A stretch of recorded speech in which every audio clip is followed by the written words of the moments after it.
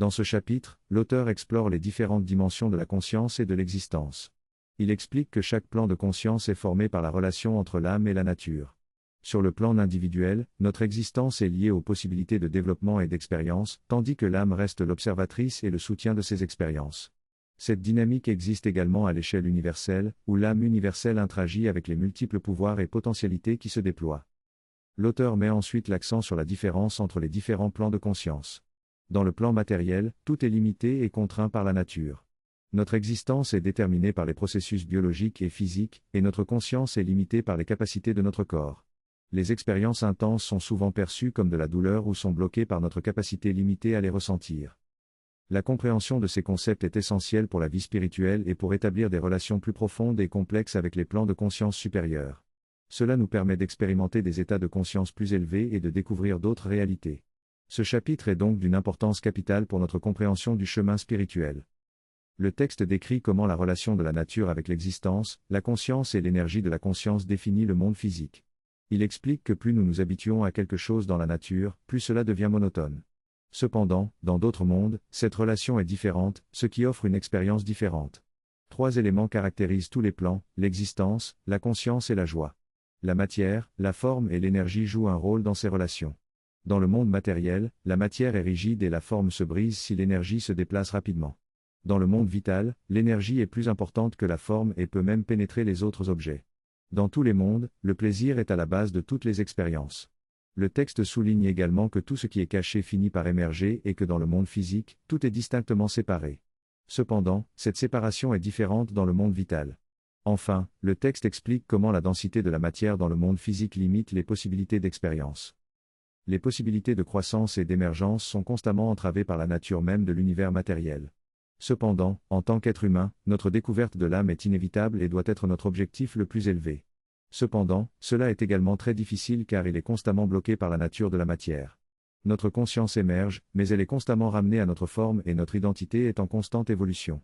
De plus, notre capacité à jouir est limitée et fragmentée en plaisir, douleur, bonheur et souffrance, créant une dualité. Tout cela est dû à la nature de la matière et du monde matériel. Si notre conscience était déplacée vers d'autres plans, ces limitations disparaîtraient. La relation entre l'âme individuelle et la nature universelle dans le monde matériel conduit à l'absorption complète de l'être conscient dans la force de action de la nature, entraînant ainsi une ignorance de soi. Tout ce que nous observons semble faire partie d'un processus formé par d'autres choses, même nous-mêmes. Notre conscience est perdue dans le fonctionnement de la nature. Nous sommes complètement ignorants de nous-mêmes et de notre existence. La domination de la nature sur nous en fait des esclaves. Tout ce qui se passe en nous est un automatisme de la nature. Même notre prétendue liberté d'action n'est qu'une illusion temporaire et partielle. Sri Aurobindo souligne également que même lorsque l'esprit se sent libre, c'est en réalité une liberté illusoire, car la moindre perturbation physique peut l'entraîner dans un état de somnolence ou d'inactivité. La liberté n'est en réalité jamais complète, car elle dépend totalement de la biologie. Les hormones et les équilibres chimiques dans le sang peuvent modifier nos émotions et nos pensées. L'auteur mentionne un dispositif secret développé depuis plus de 50 ans qui envoie des micro-ondes vers le cerveau, les faisant résonner avec la fréquence du crâne et des ondes cérébrales. Cela permet de synchroniser le cerveau et de contrôler l'état de conscience d'une personne, allant de l'éveil à l'hypnose ou au sommeil profond. Ce dispositif peut également être utilisé pour manipuler le comportement de groupe, en amenant les participants à s'entendre ou à se quereller rapidement. L'auteur souligne que notre dépendance envers ce dispositif n'est qu'une manifestation d'une domination plus générale de la nature qui nous influence constamment. Cependant, si nous parvenons à développer un pouvoir de conscience permettant de détacher l'esprit du corps et des émotions, nous pouvons refuser ces influences et conserver le contrôle de notre esprit. Ce pouvoir de séparation est ce qui nous rend véritablement humains. L'auteur conclut en expliquant que l'âme ne se connaît pas vraiment, elle ne connaît que les interrelations avec la nature. Même lorsque nous nous considérons comme des êtres pensants et conscients, nous sommes encore subordonnés à l'ignorance et à la soumission, du fait de notre existence matérielle. La conscience de soi et la liberté de l'esprit restent toujours secondaires, car notre existence se déroule sur le plan matériel où la matière demeure le principal déterminant de notre relation à la nature. Tout est régi par la matière et agit à travers elle. Ainsi, si quelque chose n'interagit pas avec la matière, cela n'existe pas pour nous. Cependant, il existe des personnes qui perçoivent une présence spirituelle, des forces étranges et des énergies. Le corps physique est le médiateur de notre conscience, mais cette limitation nous empêche d'atteindre une pleine conscience de soi et de posséder une conscience autonome. Même l'âme universelle, si elle était soumise à la formule matérielle, ne pourrait pas se posséder entièrement. La nature de cette formule matérielle empêche toute possession de soi complète. Ainsi, l'âme individuelle, dépendante du corps physique et limitée par celui-ci, ne peut pas non plus se posséder entièrement. Les limitations de notre pouvoir, de notre connaissance, de notre vie et de notre joie sont la cause de notre insatisfaction envers nous-mêmes et l'univers. Nous sommes conscients d'une autre dimension, d'une autre possibilité, mais notre expérience nous limite. Nous ne pouvons pas faire ce que nous voulons, connaître tout ce que nous voulons, vivre comme nous le souhaitons, ou jouir de la plénitude d'être. Cette contradiction entre ce que nous ne sommes pas et ce que nous sommes génère notre frustration et notre insatisfaction. Cette insatisfaction est la principale cause de notre frustration. Penser à être libéré de la formule matérielle nous permettrait d'atteindre la satisfaction. Selon la formule matérielle, l'homme serait limité à la vie animale si l'univers matériel était tout ce qui existe et si le plan matériel était le seul plan de son existence. Cependant, il existe d'autres aspects de l'être humain au-delà de ces limitations matérielles. Pour cela, il pourrait y avoir des mondes ou des plans où l'individu serait libéré de ses relations incomplètes avec la nature, ou des mondes et des êtres supérieurs qui pourraient lui apporter connaissance, pouvoir et joie et l'aider à se développer. Ces possibilités sont accessibles dans nos rêves ou dans des expériences hors du corps par exemple. Une autre possibilité serait que l'individu puisse transcender ses relations de l'âme avec la nature en développant des plans de conscience intérieure. En se détachant de leur identification biologique, ils pourraient exercer une certaine liberté mentale et peut-être même influencer leur corps physique. Cependant, il est important de noter que ces expériences peuvent conduire à des hallucinations et un comportement instable si elles sont poussées à l'extrême. Dans ce texte, il est expliqué que la conscience humaine est capable de se détacher du corps physique grâce à différentes techniques de méditation et d'exploration des plans métaphysiques. Cependant, cette pratique est dangereuse et instable et peut entraîner la mort du corps si on la pousse trop loin. On remarque également que le processus de sommeil est essentiel au fonctionnement du corps, mais on ne connaît pas encore précisément toutes les raisons biologiques qui expliquent ce besoin.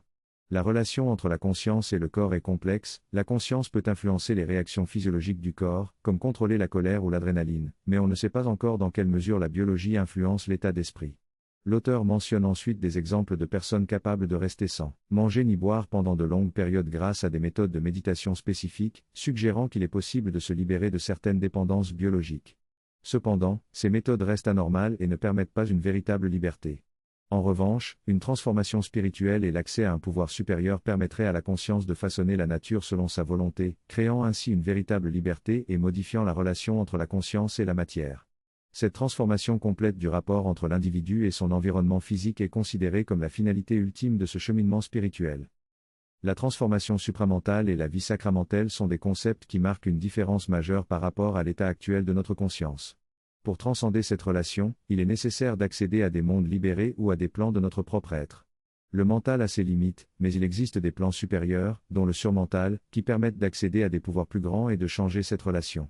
De plus, il est possible de recevoir de l'aide de mondes ou de plans internes, de l'universel ou d'êtres plus élevés. Cette aide est essentielle pour faciliter notre développement spirituel, notre conscience de soi et notre capacité à changer notre nature et nos circonstances. Ces sources d'aide sont cruciales et sans elles, notre croissance serait impossible. Les mondes, les plans et les êtres dont il est question ici existent et peuvent être sollicités pour progresser dans notre évolution spirituelle. Ce n'est pas le cas pour les animaux ou les plantes qui ont une conscience limitée. La possibilité de communication, d'ascension et d'aide est le fondement de tout développement spirituel et de toute connaissance ésotérique. Ces trois aspects, lorsqu'ils sont abordés de manière large, ouvrent la voie à des réalités différentes, à un changement de notre expérience présente et à une relation enrichissante avec la nature et les êtres supérieurs. Dans cette pensée, l'auteur explique qu'il est passé d'une pensée basée sur les processus de réflexion à une conscience plus élevée et directe. Il affirme qu'il y a une véritable ascension qui se produit grâce à des influences extérieures et à la recherche de connaissances plus profondes. Il compare ensuite la connaissance occulte à l'évolution spirituelle, en soulignant que dans l'occultisme, le but principal est d'acquérir des connaissances ou des pouvoirs pour satisfaire l'ego, tandis que le voyage spirituel vise à se transformer en accord avec une conscience supérieure. Il explique que l'occultisme utilise des formules physiques ou magiques, qui peuvent résoudre des problèmes immédiats mais ne libèrent pas réellement la conscience.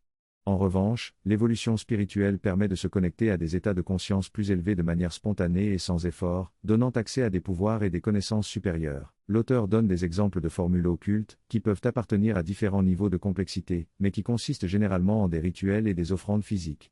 Il conclut en soulignant que ces méthodes occultes sont basées sur une dépendance vis-à-vis de la nature, tandis que l'évolution spirituelle permet une connexion plus profonde avec la conscience supérieure. Il est possible de s'abstenir de certaines activités en suivant une formule précise, comme répéter un mantra. Cette pratique permettrait d'invoquer une énergie particulière et de se connecter à un être conscient indépendant, présent sur un autre plan de réalité. Les activités qui sont plaisantes pour cet être peuvent être réalisées, tandis que celles qui lui sont contraires sont évitées. Ainsi, en suivant cette formule, on peut obtenir des résultats souhaités avec peu d'efforts. Par exemple, quelqu'un rapporte avoir obtenu sa promotion dans la marine après avoir récité un mantra précis pendant un certain nombre de jours. La connexion entre la promotion et le mantra est indéniable, car la promotion est survenue le jour où il a terminé la récitation. Le mantra invoquait l'énergie du soleil pour éclairer l'esprit et influencer les circonstances, mais c'est surtout l'intention mise dans la récitation qui a conduit à ce résultat. Il existe d'autres formules encore plus précises, où la prononciation est essentielle. Dans une autre histoire, quelqu'un raconte son expérience auprès d'un groupe tantrique. Avant un rituel spécial, ses amis tantriques lui ont demandé de ne pas regarder une déesse qui apparaîtrait à la fin, afin de ne pas oublier de faire une demande. Mais lui, n'étant pas intéressé par une demande, a regardé la déesse et a eu une expérience extraordinaire. Ces récits montrent que la formule précise et l'intention sont des éléments importants pour obtenir des résultats dans ses pratiques spirituelles. Dans ce texte, l'auteur met en évidence les dangers de s'engager dans des pratiques occultes et la recherche de contact avec des êtres supérieurs. Il explique que ces rencontres peuvent être trompeuses, car il est difficile de distinguer les intentions réelles de ces entités.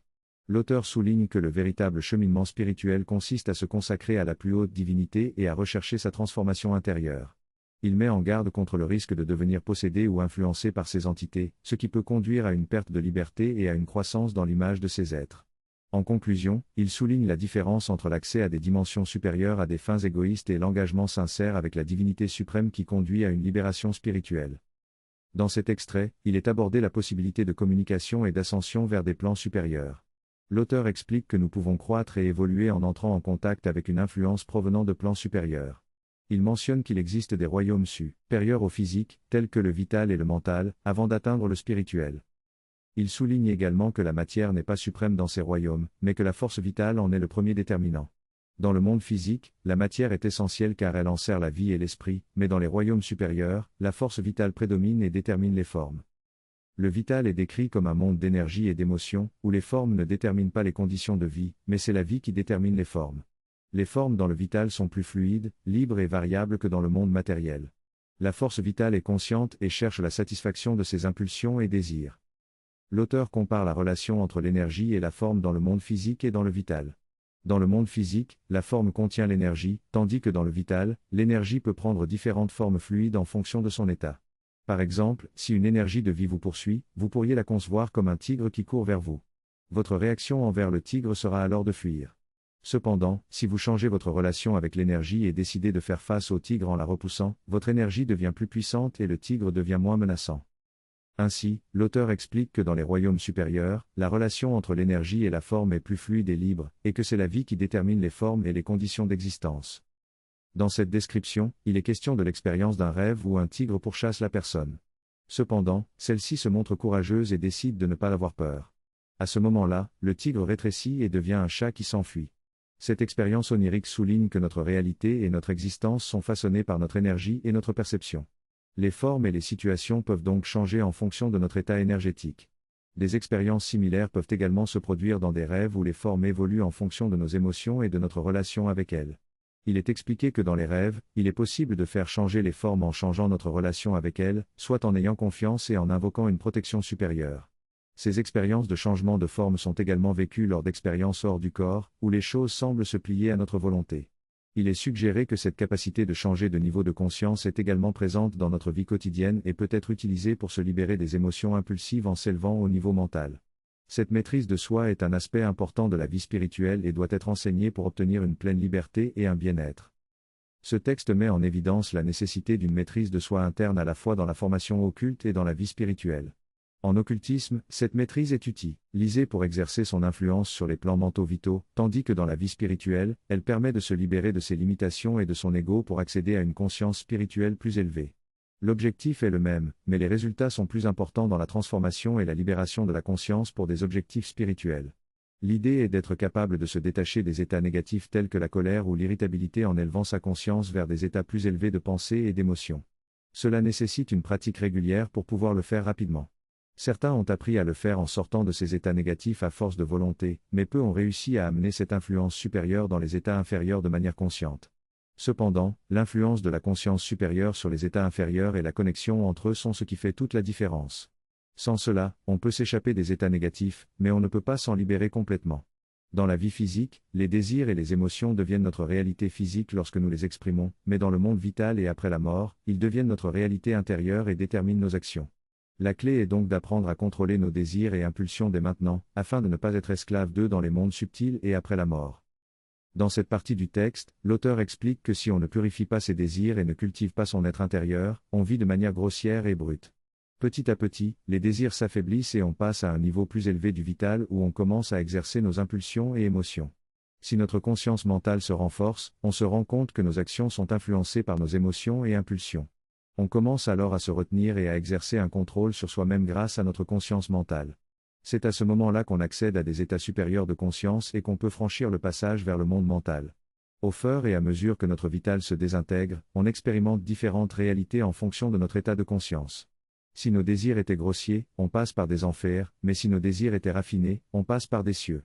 Cependant, si on n'a pas suffisamment entraîné notre vital et discipline notre mental lors de notre vie physique, on risque de se retrouver piégé dans le monde vital après la mort. L'auteur souligne donc l'importance de la discipline personnelle et de la purification dans notre développement spirituel. Il explique aussi que les formes dans le monde vital sont plus fluides et variables, représentant symboliquement les qualités d'énergie et de désir. C'est dans ce monde que se trouvent les cieux les plus bas et les enfers, imaginés et craints depuis des siècles par l'esprit humain. Dans cette discussion sur l'âme universelle et sa relation avec la nature et l'autorité, il est note, accent aigu que l'âme universelle possède de nombreux liens et continuités avec différents aspects du monde matériel, vital et mental. Contrairement à l'âme individuelle qui est liée au corps physique, l'âme universelle n'est pas limitée et n'est pas enchaînée à ce corps. Cependant, l'expérience de l'âme individuelle est influencée par la matérialité et la solidité du corps physique. Par exemple, dans le monde vital, l'énergie vitale est plus fluide et une personne peut ressentir une proximité avec les objets ou les personnes sans se déplacer physiquement. Les différents mondes de l'âme offrent donc une variété de sensations et de relations, du physique au vital. Toutefois, pour accéder à des niveaux plus élevés de conscience après la mort, il est conseillé de cultiver une relation avec la conscience divine de son vivant. En conclusion, l'âme individuelle est limitée par son lien avec le corps physique, tandis que l'âme universelle existe de manière plus fluide et interconnectée avec les différentes dimensions de l'existence. Après avoir quitté le corps, vous vous retrouvez submergé par ses émotions, ses énergies, ses désirs et ses impulsions, et vous restez bloqué dans ce monde. Il est très difficile de passer de l'autre côté. Dans la méditation, il y a une qualité d'expérience qui résonne avec votre sensibilité profonde. Si vous avez choisi une vie spirituelle, c'est parce qu'il y avait déjà quelque chose en vous qui aspirait au spirituel. C'est votre première référence lorsque vous entrez en relation avec le divin. C'est ce qui ressent la familiarité et la profonde satisfaction. C'est peut-être une relation qui n'est pas la plus élevée que vous puissiez avoir avec le divin, mais c'est la plus proche que vous pouvez atteindre pour l'instant. Au moins, vous savez que vous êtes dans la bonne direction. Et au fur et à mesure que vous grandissez, cette relation deviendra plus profonde, plus large et plus complète. Mais si vous n'aviez pas cette aspiration, vous n'auriez pas de véritable référence, ce qui arrive aux personnes qui ont une idée de vouloir mener une vie spirituelle, mais qui n'ont pas une véritable vocation. Elles se promènent simplement à la recherche d'expériences intéressantes qui ne sont peut-être pas du tout spirituelles. Dans les rêves, lorsque vous rencontrez quelqu'un et que le personnage est intense, cela signifie qu'il y a un certain niveau de contact entre votre vitalité et la leur. Votre vitalité se souvient du monde subjectif, vous pouvez donc établir une certaine relation avec cette personne et vous vivrez une partie de cette relation. Ils peuvent ne pas ressentir la même chose à votre égard. Et lorsque vous vous réveillez, même si vous ne vous souvenez pas du rêve, l'influence se fait ressentir. Parfois, vous pouvez rencontrer quelqu'un et avoir un sentiment de déjà-vu, ce n'est pas toujours lié à une vie passée, mais plutôt à une rencontre au préalable dans le monde onirique. Une sorte d'alignement énergétique s'est déjà produit. Parfois, vous pouvez ressentir de l'affection pour cette personne dans votre rêve, mais cela ne signifie pas forcément qu'ils ressentent la même chose dans leur rêve. C'est juste une rencontre entre votre vitalité et la leur, une sorte d'alignement vers un objectif similaire spirituel. Et cela peut avoir un effet positif sur eux, même s'ils ne se souviennent pas du rêve.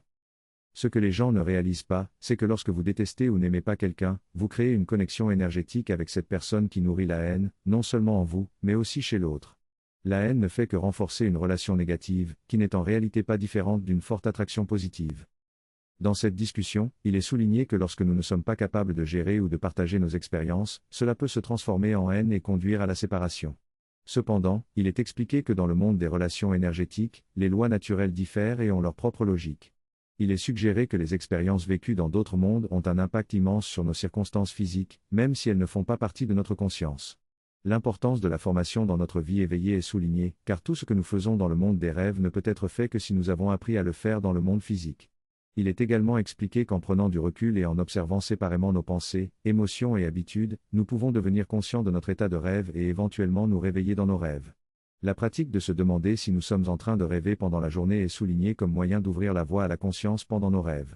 Il est également mentionné que parfois nous pouvons rêver sur différents niveaux et que notre conscience est capable d'expérimenter différents types de rêves en même temps. Enfin, il est noté que notre aspiration psychique peut avoir sa propre expérience distincte de nos rêves vitaux, et pour éveiller cette conscience à partir du vital, il est important de cultiver cette aspiration dans notre vie éveillée. Dans cet extrait, l'idée principale est de devenir conscient dans un rêve et de modifier les éléments de ce rêve. Pour y parvenir, il est suggéré de prendre conscience du fait que l'on rêve, de se connecter à la présence divine et d'unir son expérience à cette présence dans le rêve. Pour pratiquer cela, on peut s'entraîner en se demandant régulièrement si l'on est en train de rêver, en regardant ses mains avec pleine conscience et en se concentrant sur la présence divine. Cette pratique peut ensuite se manifester dans les rêves, permettant ainsi de devenir conscient dans le rêve et de le modifier. Il est également mentionné que les expériences spirituelles, les mondes supérieurs et les pouvoirs psychiques ont de la valeur seulement s'ils sont intégrés à notre état d'éveil et à notre vie quotidienne. Point de plus, l'auteur présente deux approches pour entrer en relation avec les mondes spirituels. La première consiste à rencontrer des êtres spirituels et à négocier avec eux pour accéder à leur pouvoir, tandis que la seconde consiste à devenir conscient de la nature psychologique et du pouvoir intrinsèque de ces mondes, permettant ainsi d'y accéder à travers notre propre conscience. Finalement, l'auteur souligne l'importance de la croissance de la conscience dans l'occultisme.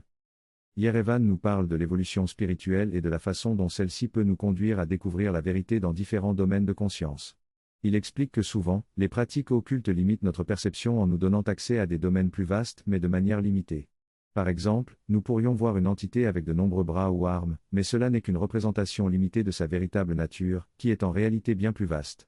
Yerevan nous encourage à développer une relation consciente avec les différents domaines de conscience, en commençant par le pouvoir actif de l'énergie divine, représenté par la mer. Il aborde également le rôle de nos rêves dans la découverte des domaines de conscience. Il explique que pour pouvoir être conscient dans ces domaines, nous devons d'abord développer une conscience dans notre corps vital ici, dans notre état d'éveil. Sinon, nous sommes soumis aux automatismes du rêve et des désirs de notre nature vitale. Il souligne également l'importance de la maîtrise de soi et de la pratique, que ce soit dans le domaine occulte ou spirituel. Il explique que les mêmes pratiques sont nécessaires pour accéder au pouvoir occulte ou pour développer une maîtrise spirituelle, mais que se tourner vers les pouvoirs occultes nous maintient davantage attachés à l'ego et dépendants des processus de la nature, tandis que la pratique spirituelle change notre conscience et nous libère de ces liens. En résumé, Yerevan nous invite à développer une conscience plus vaste et à utiliser notre énergie pour éveiller notre être spirituel plutôt que de nous attacher à des pouvoirs occultes. Il souligne l'importance de la pratique, de la maîtrise de soi et de la conscience dans notre cheminement spirituel. L'objectif principal de notre voyage spirituel est d'éveiller et de libérer notre conscience pour atteindre notre véritable moi. Cette transformation nous permet de maîtriser notre esprit et de nous libérer de toutes les compulsions de la nature. En conséquence, nous obtenons bien plus que de simples pouvoirs occultes, car notre perception du monde change également. Nous comprenons alors que la beauté et l'accomplissement résident dans la création divine. Ainsi, à chaque étape de notre voyage spirituel, nous changeons et le monde entier change avec nous, devenant de plus en plus beau et satisfaisant.